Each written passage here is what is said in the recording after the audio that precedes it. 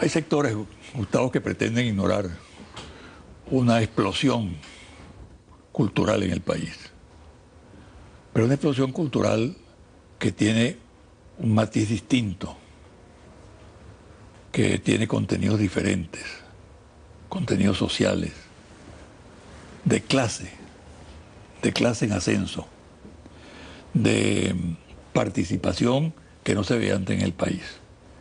Y por eso para algunos sectores lo mejor es ignorarla o despreciarla, porque se trata de genuina expresión del pueblo. Eso para mí es un dato fundamental que creo que hay que destacar a la hora de analizar lo que es este proceso, ¿no? Donde la cultura sí está jugando un papel. Pudiera ser mucho mejor, pero le corresponde a ustedes precisamente que sea mejor o que se perciba mejor. ¿Qué opinas tú? Sí, sin duda, tienes razón. En los últimos años hemos visto una eclosión cultural que pienso que es apenas el principio de lo que puede ser, digamos, una especie de erupción volcánica que es la que nos puede permitir sostener en el tiempo ese proceso de transformación que sustente los valores de los que hablaba el Libertador.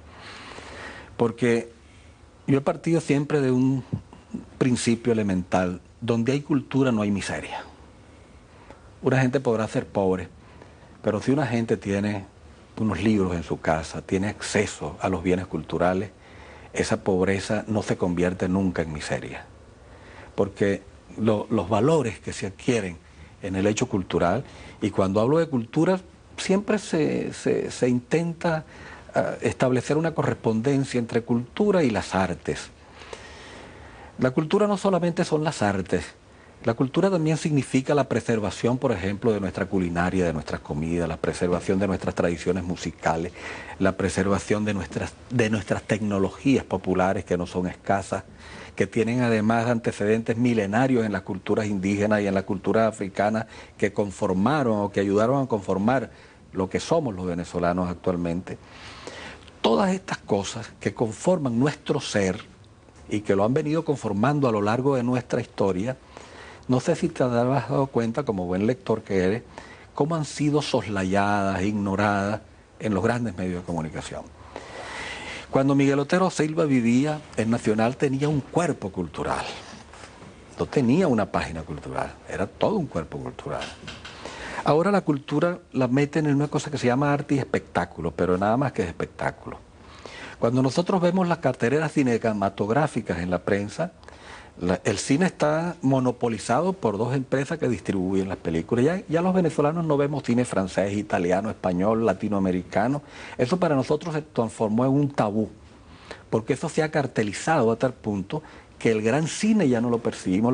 Lo que percibimos es la violencia, la tontería, la estupidez, que es lo que nos venden como cultura. Este sistema, que es lo que la gente percibe, porque el maestro Abreu ha tenido la virtud de haber concordado una serie de esfuerzos para que el Sistema Nacional de Orquestas haya tenido la trascendencia que haya tenido. Pero imagínate tú que eso pudiese hacerse también en distintas áreas del pensamiento. El conocimiento de los valores de nuestra historia, el conocimiento de nuestras tecnologías populares, nuestra música tradicional. ¿En cuántas emisoras oímos nosotros música venezolana de las emisoras comerciales? Oímos apenas un alma llanera a las 5 de la mañana o a las 6 de la mañana.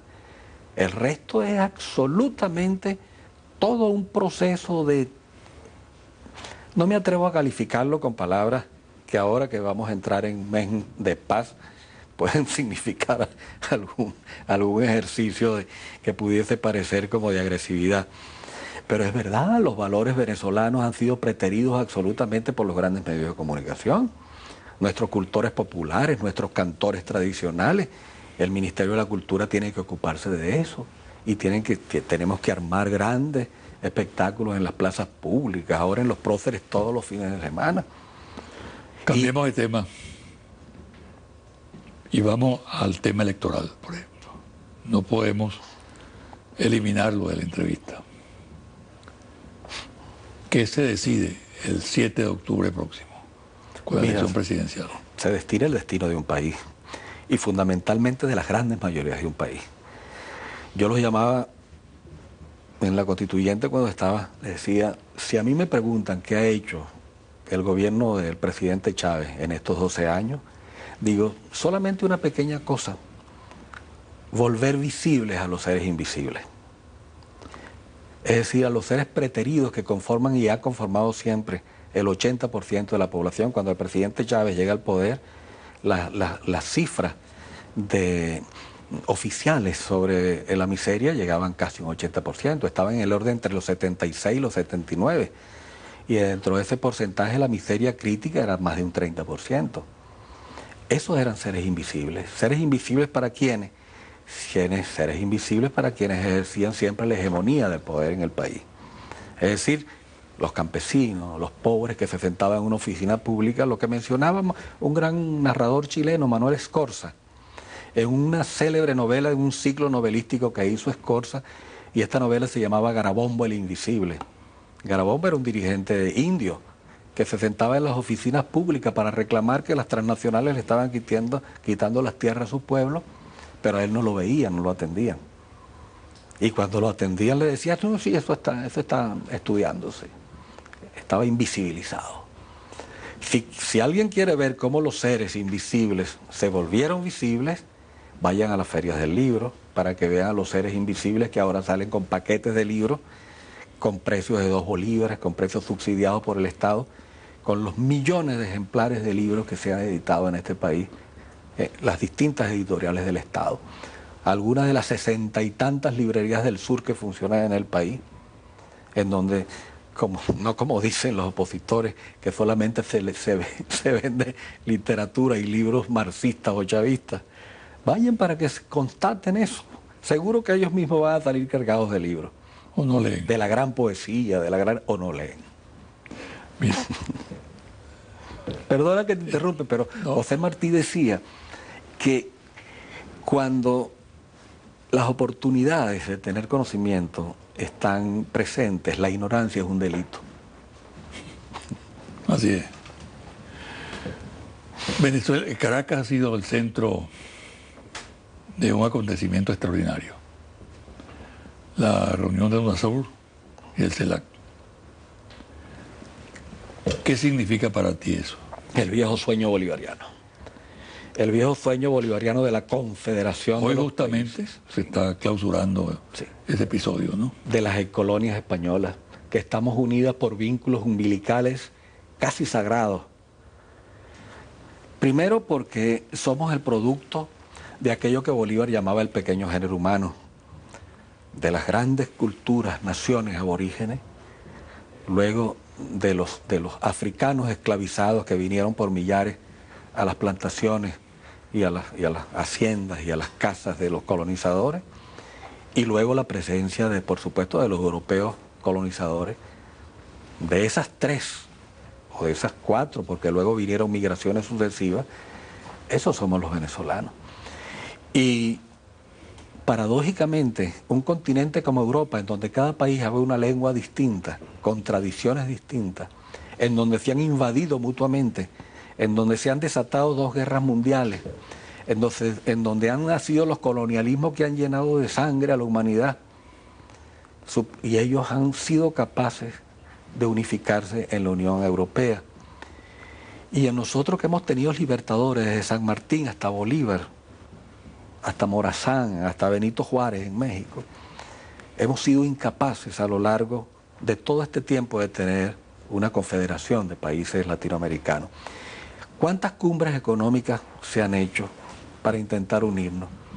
Una vez más creo que se olvida lo sustantivo y se hace énfasis, no en lo objetivo, pero en algo menos sustantivo que lo verdaderamente sustantivo, que es la integración cultural. ¿Qué significa ese paso que se ha dado respecto al viejo sistema interamericano presidido por la OEA y la concepción monroísta? Un gran paso. Acabo de leer unas declaraciones de un muchacho, me llenó de mucha pena leerla, diciendo que esta reunión de la CELAC no era una reunión que pudiera aplaudirse, puesto que habían sido excluidos 2 países muy importantes en América, sin los cuales no podía hacerse ninguna integración. Se incluyeron Estados Unidos y Canadá, pero se trata de una integración latinoamericana, se trata de una integración de gente que estamos unidas por los mismos destinos, por la misma historia, por los mismos colonizadores, por las mismas ansias de lucha, por los mismos libertadores. Eso no significa nada. No significa nada para ellos. Para ellos, por supuesto. Pero ¿tú crees que para la mayoría de América Latina sí? Toda la vida las mayorías es el sueño de las grandes mayorías. Si no, no estuviese ocurriendo en América Latina lo que está ocurriendo. Ahora hay un despertar popular. Porque hasta ahora lo que ese joven, según tú me lo acabas de decir, impugna, no ha servido para el desarrollo de esta región. Por supuesto. Digamos, la pena mayor que he sentido hacia él es que tiene un apellido indígena. En el censo empieza a parecer que tenemos una mayoría aplastante de jóvenes en el país. No, la primera cifra del censo. ¿Qué se le puede decir a esa gente joven? Muchos no han vivido la historia, sí. Desconocen parte de la historia, desconocen parte de lo que ha ocurrido en los últimos 12 años, por ejemplo. No porque no quieran conocerlo, sino porque hay un tipo de mensaje mediático, cultural, que aísla precisamente al individuo de la realidad, ¿no? ¿Qué le dices tú a ellos? Y también por meras razones biológicas, José Vicente, ¿no? Los jóvenes no han tenido experiencia sobre lo que costó de que ellos tuviesen, por ejemplo, una educación libre en donde no se pagase nada, en donde ellos pudieran tener una libertad. Yo recuerdo cuando estaba en la Constituyente que se me acercaron unas madres para decirme: yo lo único que le pido a ustedes, los constituyentes, es que eliminen la recluta. Y la recluta se eliminó constitucionalmente en la historia venezolana.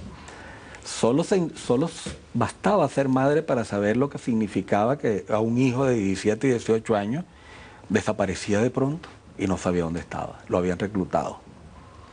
Y esa recluta significaba una cuestión de humillaciones, lo separaban de la familia, lo mandaban a no sé dónde, hasta que llegó un nuevo tiempo en el país. No solamente se prohibió los reclutas, sino que los jóvenes comenzaron a pensar, los que entonces podían ser reclutados, que ahora ellos podían andar tranquilamente por la calle sin temor.